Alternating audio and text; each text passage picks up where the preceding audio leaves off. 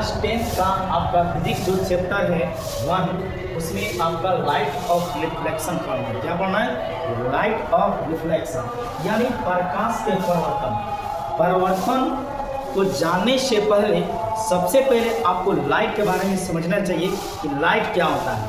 देखिए, लाइट वह बाह्य भौतिक कारक होता है जिसके द्वारा हम किसी वस्तु को देख पाते हैं। एक बात याद रखें, किसी भी वस्तु को देखने के लिए सबसे पहले आपको प्रकाश और नेत्र की जरूरत होती है, तो ही आप किसी वस्तु को देख पाते हैं। ठीक है, तो सबसे पहले हमें प्रकाश का डिफिनेशन जानना चाहिए। अगर क्वेश्चन हो जाए आपसे प्रकाश क्या है, क्या है प्रकाश क्या है, तो आप बोलेंगे, क्या बोलेंगे?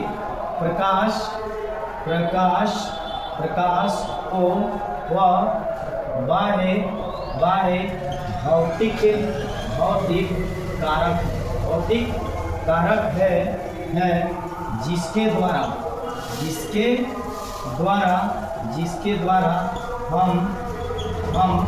किसी वस्तु को देख पाते हैं। प्रकाश वह बाह्य भौतिक कारक है जिसके द्वारा हम किसी वस्तु को देख पाते हैं। एक और चीज आप नोट करेंगे, प्रकाश का गुण।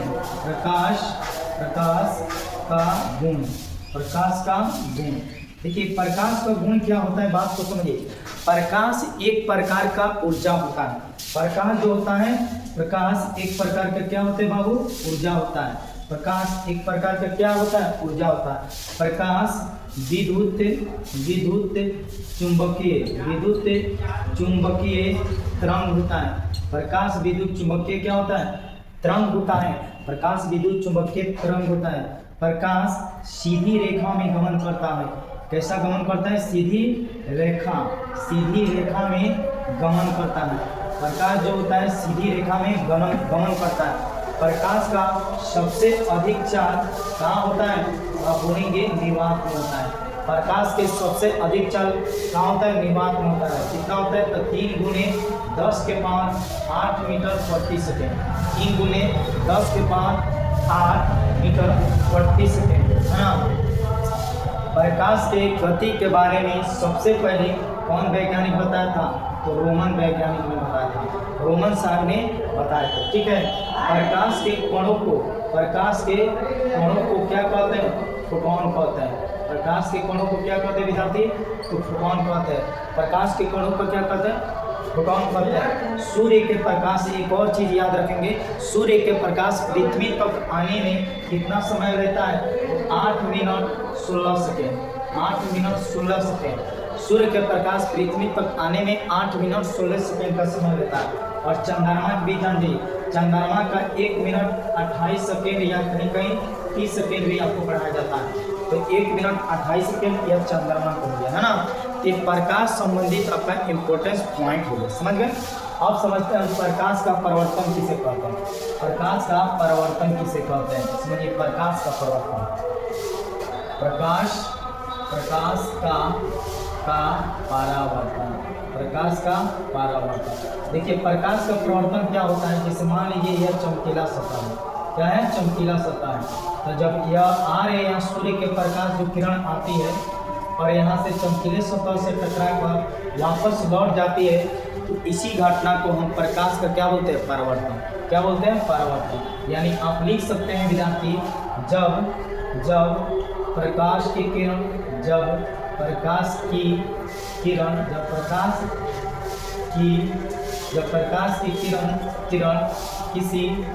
किसी चमकीले सतह से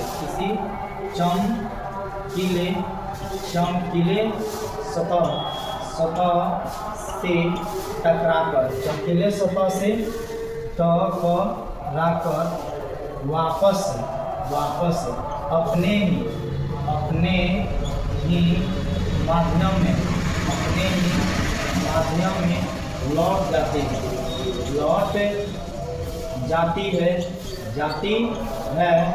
तो उसे क्या कहते हैं? प्रकाश का परिवर्तन। प्रकाश का परिवर्तन, देखिए प्रकाश के परिवर्तन के दो नियम होते हैं। प्रकाश के परिवर्तन के कितने नियम होते हैं? तो दो नियम याद रखिए। आपतन कोण परिवर्तन कोण के बराबर होता है, यानी कोण I बराबर कोण R होता है। कोण I बराबर क्या होता है? कोण R होता है। यह नियम हो गया। क्या हो गया? नियम हो गया। एक होता है आपतित किरण, परावर्तित किरण तथा आपतन बिंदु पर डाला गया अभिलंब। आपतन बिंदु पर डाला गया अभिलंब, तीनों एक ही तल में होता है। तीनों क्या होता है? एक ही तल में होते हैं। तो परिवर्तन के दो नियम होता है। समझ गए? यह वीडियो आप लोग को कैसे लगा? प्लीज अच्छा लगा हो तो आज ही इस चैनल को लाइक और सब्सक्राइब करना ना भूलो। Thank you.